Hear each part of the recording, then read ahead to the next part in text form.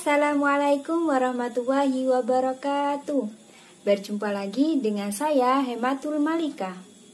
Di video kali ini saya tidak sendirian, akan tetapi saya ditemani oleh dua rekanita. Rekanita yang pertama yaitu Iftitahul Khairiyah. Rekanita yang kedua yaitu Halimatus Sa'diyah. Nah, teman-teman, di video kali ini kami akan membahas tentang pemilihan dan evaluasi penggunaan bahan ajar serta aspek kegunaan atau kemanfaatan bahan ajar. Adapun topik yang akan kami bahas yaitu pengertian bahan ajar, kriteria pemilihan bahan ajar, jenis-jenis bahan ajar, dan aspek atau kegunaan bahan ajar. Untuk poin yang pertama, yaitu pengertian bahan ajar. Apa itu bahan ajar? Adakah di antara kalian yang mengetahui apa itu bahan ajar? Ya, betul sekali. Bahan ajar merupakan seperangkat alat pembelajaran yang berisi materi, metode, batasan-batasan, dan cara mengevaluasi serta didesain secara sistematis dan menarik untuk mencapai tujuan yang diharapkan. Jadi, bahan ajar itu adalah suatu perangkat yang di dalamnya berisi materi, metode, batasan-batasan, serta cara untuk mengevaluasi pembelajaran yang disusun secara sistematis dan menarik guna untuk mencapai tujuan yang diharapkan. Selanjutnya yaitu kriteria pemilihan bahan ajar. Dalam pemilihan bahan ajar harus mempertimbangkan kriteria-kriteria bahan ajar. Adapun kriteria bahan ajar dalam Depdiknas tahun 2006 disebutkan ada dua. Yang pertama yaitu penentuan aspek perilaku yang terdapat dalam standar kompetensi dan kompetensi dasar. Aspek-aspek tersebut harus ditentukan karena setiap aspek perilaku memiliki jenis bahan ajar yang berbeda. Hal ini akan menunjang pencapaian tujuan pembelajaran secara efektif dan efisien. Aspek-aspek yang terdapat dalam standar kompetensi dan kompetensi dasar meliputi aspek kognitif, aspek afektif, dan aspek psikomotorik. Yang kedua yaitu menentukan atau memilih bahan ajar yang sesuai dengan aspek-aspek perilaku dalam SK dan KD. Beranjak dari aspek-aspek perilaku yang terdapat pada SK dan KD yang telah ditentukan, langkah selanjutnya yaitu dilakukan penentuan atau pemilihan bahan ajar yang sesuai dengan aspek-aspek perilaku yang terdapat pada kedua tujuan pembelajaran tersebut. Bahan pembelajaran yang akan diajarkan kepada peserta didik perlu diklasifikasikan.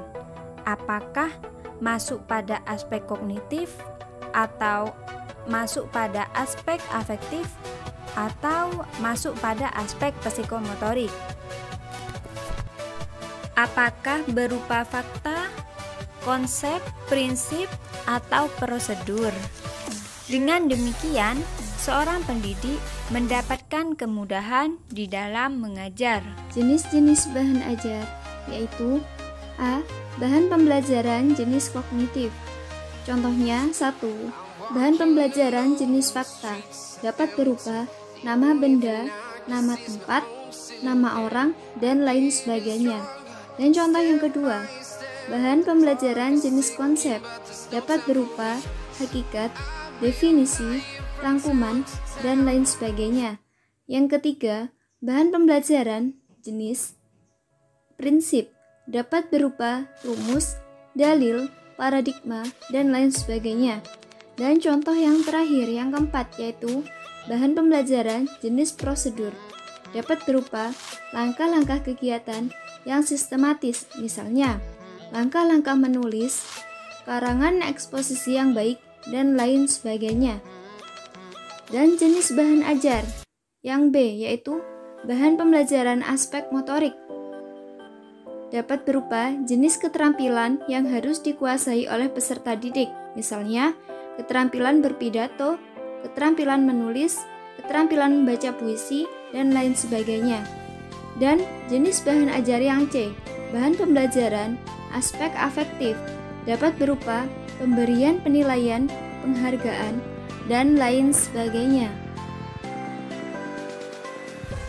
Langkah evaluasi bahan ajar diperlukan untuk perbaikan dan pengembangan bahan ajar.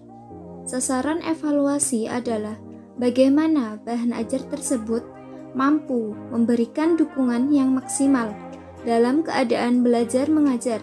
Salah satunya untuk meningkatkan efektivitas kegiatan belajar mengajar. Buku ajar yang telah dikembangkan perlu dilakukan beberapa evaluasi setelah diproduksi dari semua sisi, baik bentuk fisik ataupun teknik buku ajar. Misalnya, kualitas hasil produksi bahan ajar, keterbacaan huruf, kesalahan cetak, kualitas suara jika buku ajar dilengkapi dengan multimedia, dan lain-lain. Saya Halimatus Sa'diyah, NIM T 2019-1245. Selanjutnya, saya akan menjelaskan tentang aspek kegunaan atau kemanfaatan bahan ajar. Manfaat bagi guru yaitu yang pertama, diperoleh bahan ajar yang sesuai dengan tuntutan kurikulum dan sesuai dengan kebutuhan belajar peserta didik. Yang kedua, tidak lagi tergantung kepada buku teks yang terkadang sulit untuk diperoleh. Yang ketiga, memperkaya karena dikembangkan dengan menggunakan berbagai referensi. Yang keempat, menambah hasanah pengetahuan dan pengalaman guru dalam menulis dan mengembangkan bahan ajar. Yang kelima, membangun komunikasi pembelajaran yang efektif antara guru dengan peserta didik karena peserta didik akan merasa lebih percaya kepada gurunya. Yang keenam, menambah angka kredit jika dikumpulkan menjadi buku dan diterbitkan. Yang ketujuh, mengarahkan semua aktivitasnya dan siswa dalam proses pembelajaran sekaligus merupakan substansi yang seharusnya dijabarkan kepada siswa. Selain bermanfaat bagi guru, bahan ajar juga bermanfaat bagi siswa atau peserta didik. Adapun manfaatnya yaitu yang pertama, kegiatan pembelajaran menjadi lebih menarik. Yang kedua, kesempatan untuk belajar secara mandiri dan mengurangi ketergantungan terhadap kehadiran guru. Yang ketiga, mendapatkan kemudahan dalam mempelajari setiap kompetensi yang harus dikuasainya. Yang keempat, menjadi pedoman dalam proses pembelajaran dan merupakan substansi kompetensi yang seharusnya dipelajari. Sekian penjelasan dari kami, semoga bermanfaat. Kurang lebihnya mohon maaf. Wassalamualaikum warahmatullahi wabarakatuh.